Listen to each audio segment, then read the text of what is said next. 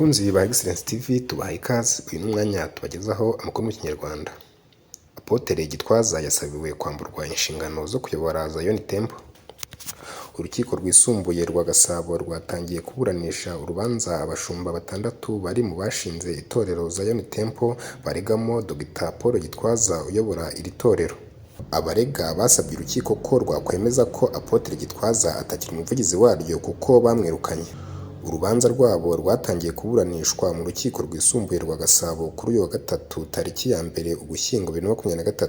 Abo bashumba barega ni batandatu barimo Claude Jessa, Dieudonne Vuningoma, Pierre Kaberuka, Richard Mushya, Charles Mudakikwa na Paul Daniel Kukimunu. Muri Gashyantare nibwo abo bashumba bamenyesheje Gitwaza ko akuwe ku mirimo binyuze mu ibaruwa ndende bamwandikiye. Mu ibaruwa banditse kandi bamenyesheje umukuru w'igihugu, Minisitiri w'Intebe, bavuga ko impamvu bifuza ko Gitwaza yegura ari uko yagiye ahonyora amategeko ya Zion Temple akanarangwa n'ibikorwa bigayitse byo kunyereza umutungo w'iri torero.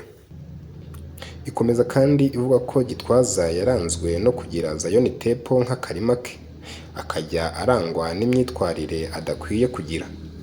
Bavuga ko Gitwaza amaze igihe kinini yarataye itorero agahitamo kuriyoboza umuntu batazi, ku buryo byateje akajagari mu miyoborere yaryo ndetse n'umutungo.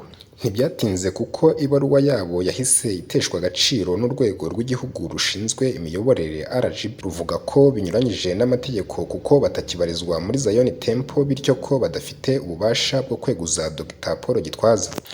Ibyo byatumye bisunga urukiko basaba ko rwasesa icyemezo cya RGB gitambamira ikurwaho rya Gitwaza ku buvugizi bw'iri torero, kuko bavuga ko cyashingiye ku nyandiko bafata nk'impimbano.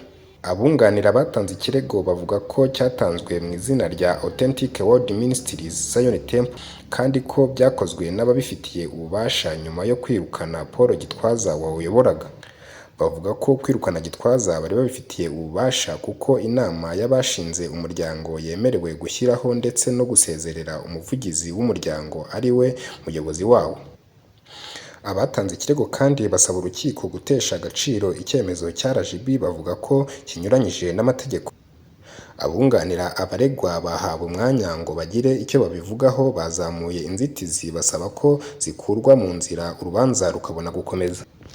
Bavuga ko abashumba batandatu bari inyuma y'ikirego batabifitiye ububasha kuko umuryango ushingiye ku myemerere ya Authentic World Ministries Zion Temple uyobowe na Paul Gitwaza kandi akaba atari we watanze ikirego. Bavuga ko abashumba bareze bari bakwiye kubikora mu izina ryabo kuko batayoboye umuryango kandi bakaba batari babiherewe uburenganzira na Gitwaza. Abitandukanyije na Gitwaza bavuga ko icyemezo cya RGB kimushyigikiye kirimo inenge kuko kidashingiye ku mategeko. Bavuga ko RGB yashingiye ku mategeko agenga umuryango yakozwe rwihishwa mu mwaka wa 2019 mu buryo bunyuranyije n'amategeko, bigakorwa abashinzwe umuryango bose batabizi. Izi mpaka zigomba kubanza gukemurwa mbere y'uko urubanza mu mizi rutangira. Icyemezo cy'urukiko kizatangazwa ku wa 24 Ugushyingo 2023.